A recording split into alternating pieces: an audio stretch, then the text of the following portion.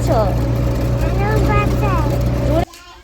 আর এই তো এখানে পেঁয়াজ, কাঁচামরিচ এগুলো সব কিছু কেটে নেবে এখন। মাশাআল্লাহ, শাকের কালারটা কিন্তু অনেক সুন্দর হয়েছে না? এখন এগুলাকে কি করা হবে? ঝাল ঝাল করে রান্না করা হবে। এই যে এখানে লাল লাল করে গরুর মাংস ভুনাটাও হয়ে গেছে। আসলে মাটির চুলার রান্নার গ্রানটাই অন্যরকম স্বাদ।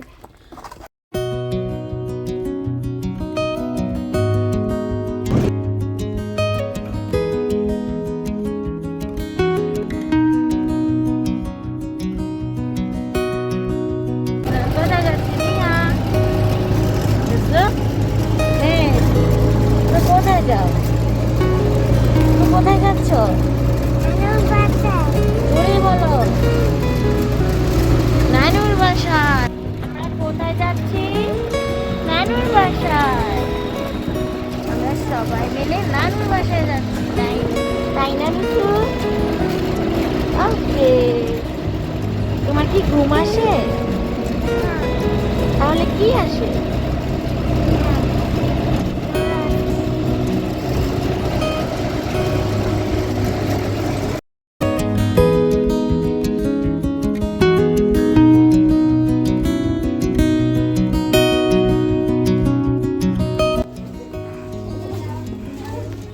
নুসু, তুমি কোথায় আসছো?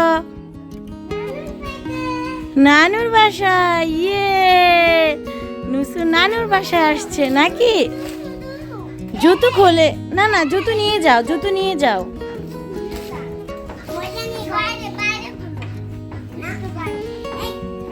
তুমি জুতো নিয়ে যাও, জুতো নিয়ে যাও। নুসাইবা কই? নুসাইবা, নুসাইবা, এই যে নুসাইবা। বা এটা কার ঘর? শিশে।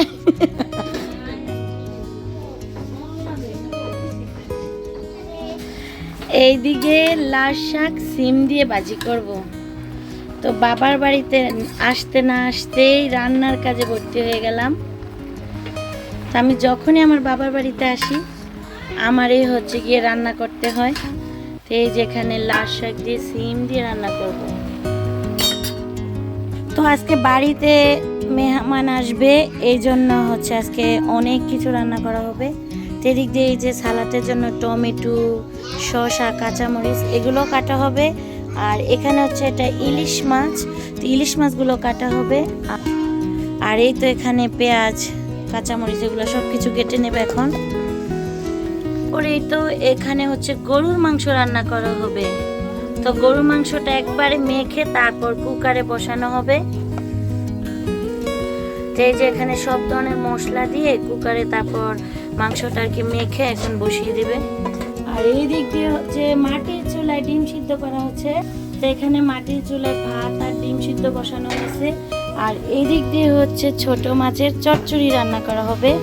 তো এটাও হচ্ছে আদা, রসুন, জিরা, তারপর কাঁচামরিচ, পেঁয়াজ, হলুদ, মরিচ, লবণ সব কিছু দিয়ে আর কি ম্যারিনেট করে রেখে দিছি, এখন বসিয়ে দিব। আর এই দিক দিয়ে হচ্ছে আমি লাউ শাকটাকে ফোড়ন দেব। আমার বাবার বাড়িতে আসলে কিন্তু আমারই আর কি রান্না করতে হয়।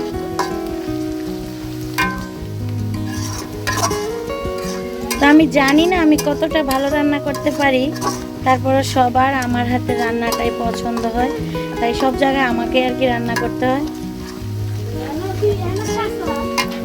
আর এই তো সাথে একটু কাঁচামরিচও দিয়ে দিলাম।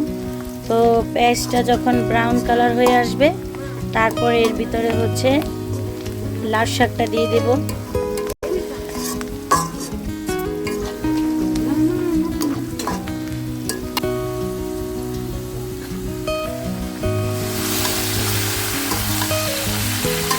একদম সবুজ সবুজ লাল শাক আজকে ভাজি করব।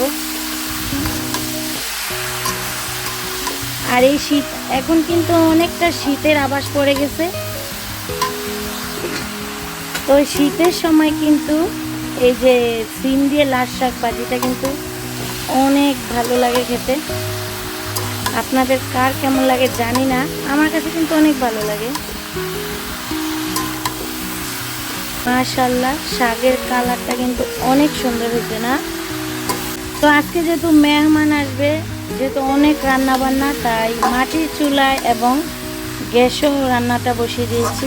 তো 3 চুলায় রান্না হচ্ছে আজকে। যেহেতু মেহমানের রান্না বান্না, অনেক আইটেম রান্না হবে, এই জন্য 3 চুলায় রান্না বসিয়ে দিয়েছি।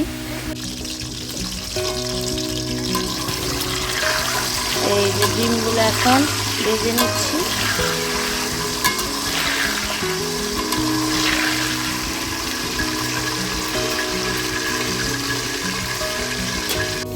এই যেখানে হচ্ছে ইলিশ মাছ ফ্রাই করা হয়ে গেছে। আজকে ইলিশ মাছটা হচ্ছে শুকনো ফ্রাই করেছি, ছোট ছোট ইলিশ মাছ। এদিক দিয়ে রান্না করতেছি আর বাহির থেকে এত সুন্দর বাতাস আসছে। তা আসলে গ্রামের পরিবেশটা একটা আলাদা সুন্দর। এই যে আমাদের ঘরের পাশে এরকম বাঁশবাগান, তো দেখতে কিন্তু অনেক ভালো লাগতেছে। দেখেন ক্যামেরাতে কতটা বোঝা যাচ্ছে জানি না, অনেক অনেক বাতাস হইতেছে। তো এখানে দাঁড়িয়ে দাঁড়িয়ে রান্না করতেছি। এই যে আমাদের ঘরের চারপাশে শুধু সবুজ আর সবুজ। এই যে এদিকে হচ্ছে মাটির চুলায় রোস্ট রান্না হচ্ছে। আসলে মাটির চুলার রান্নার গ্রানটাই অন্যরকম স্বাদ, গ্রানটাই আলাদা। এই যে এখানে সাদা রোস্ট করা হইতেছে।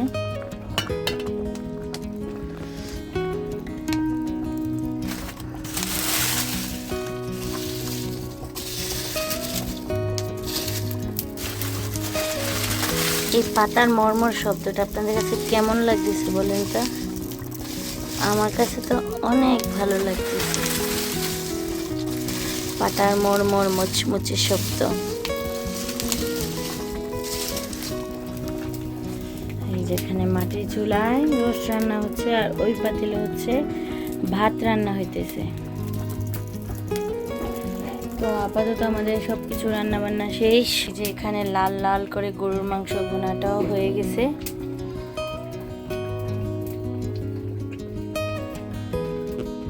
আর এইটাই হচ্ছে আমার বাবার ঘর, এখানেই হচ্ছে আমরা আপাতত এখন থাকি।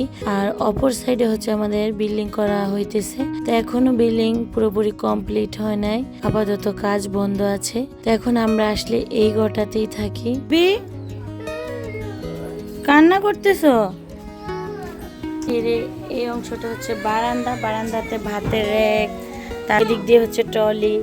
তো এখানে একটা টেবিল ছিল, আপাতত সরিয়ে ফেলছে। তো এটা হচ্ছে বারান্দা, আর বারান্দা থেকে এই যেটা হচ্ছে রুম। তারপরে এই যে এখানে হচ্ছে ডাইনিং টেবিল, ডাইনিং টেবিলের পাশে হচ্ছে উপরে টিভি রাখা হয়েছে। আর এই দিক দিয়ে হচ্ছে আমাদের ফ্রিজ রাখা হয়েছে। এই যে ফ্রিজ এখানে রাখা হয়েছে। আর এখানে আমার মা যখন সেলাই কাজ করে এখানে করে। আর এই যেটা হচ্ছে এখানে খাট। আর এই দিক দিয়ে হচ্ছে একটা ওয়ার্ড্রপ, ড্রেসিং টেবিল, ট্রলি।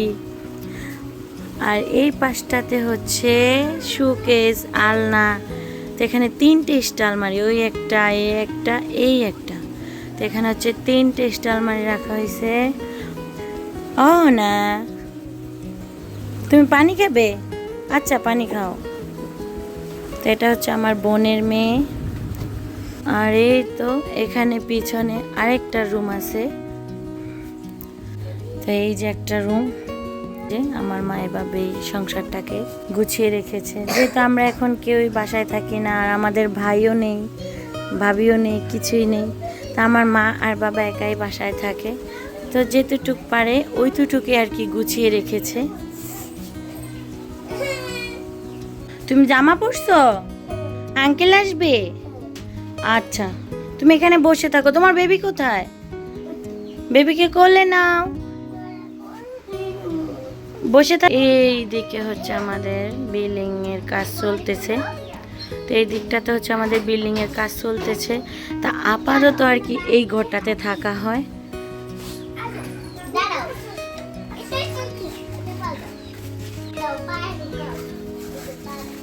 এই যে এখানে রান্নাঘর, মাটির চুলার। তো আজকে রান্নাঘরটা অনেক এলোমেলো হয়ে আছে।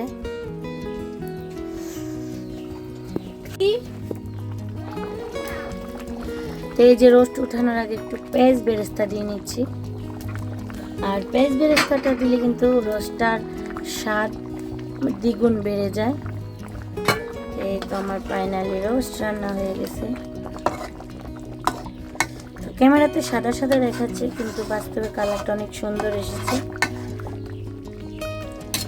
মানে তাজা তাজা মাছ, আর এই মাছই মাত্র ধরে এনেছে। এই যে মাছগুলো লাফাচ্ছে দেখেন, এগুলো হচ্ছে খোলসা মাছ, কই মাছ। আল্লাহ, এগুলা কি ধরনের খোলসা মাছ এই প্রথমবার দেখলাম। এখানে হচ্ছে 2 ধরনের খোলসা মাছ।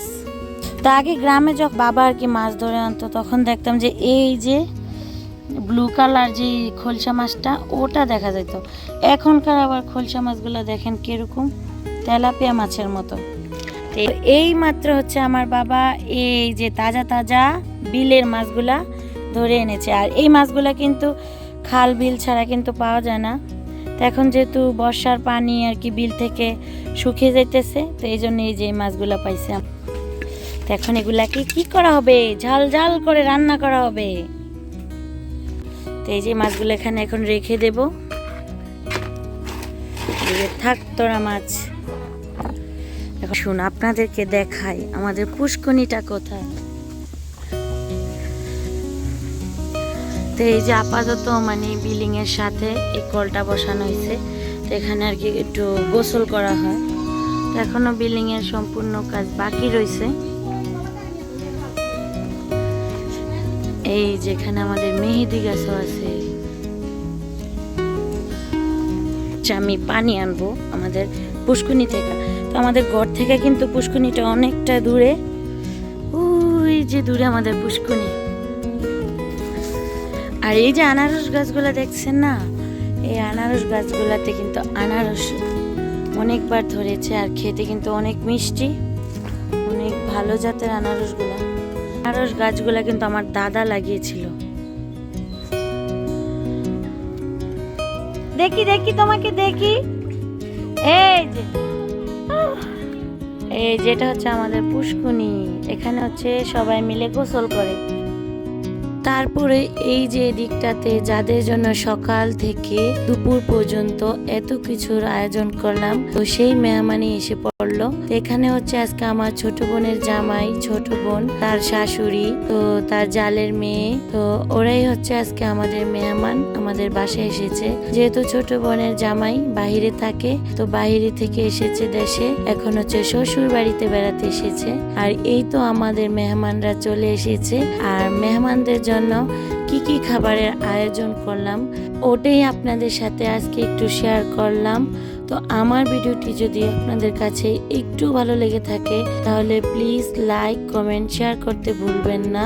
আর এই তো শ্বশুর বাড়িতে জামাইয়ের জন্য কি কি রান্না করলাম সেটাই আপনাদেরকে একটু দেখিয়ে দিলাম। এখানে গরুর মাংস, মুরগির রোস্ট, শাক ভাজি, এটা হচ্ছে সিম দিয়ে শাকটা ভাজি করেছি, লাউয়ের শাক, সাথে হচ্ছে পোলাও, ইলিশ মাছ, আর সাথে হচ্ছে গিয়ে ছোট মাছ, ডিম, 2 আইটেমের ভর্তা, করলা ভাজি, আর সাথে হচ্ছে গিয়ে সালাদ। তো এই যে শাক ভাজি, ছোট মাছ, ভর্তা করেছি, এই আইটেমটা কিন্তু সবাই খেতে একটু ভালোবাসে। আসলে সবাই কিন্তু মাছ মাংসটা খেতে অত একটা ভালোবাসে না, তাই মাছ মাংসের সাথে হচ্ছে একটু রেখেছি মানে ভর্তা ভাজি। আর আজকাল দেখা যায় কি মানে মাছ মাংসটা সবাই অতটা খেতে চায় না, ভর্তা ভাজিটা হলে কিন্তু দিব্যি ভাত খাওয়া যায়। এই জন্য আমি সবসময় মেহমান আর কি দাওয়াত করলে এই মাছ মাংসের সাথে কিন্তু একটু ভর্তা ভাজির আইটেমটাও রাখি। এই তো এদিক দিয়ে খাওয়া দাওয়ার পর্ব শেষ করে এখন বাচ্চারা একটু উঠানে খেলাধুলা করতেছে। আর এই যে দিক দিয়ে আমাদের ঘরটা দেখছে, এটাই আর কি ঘরের কাজ চলতেছে, আপাতত বন্ধ আছে। তো এটা হচ্ছে আমার বোনের শাশুড়ি, আর এটা হচ্ছে আমার বোনের জামাই।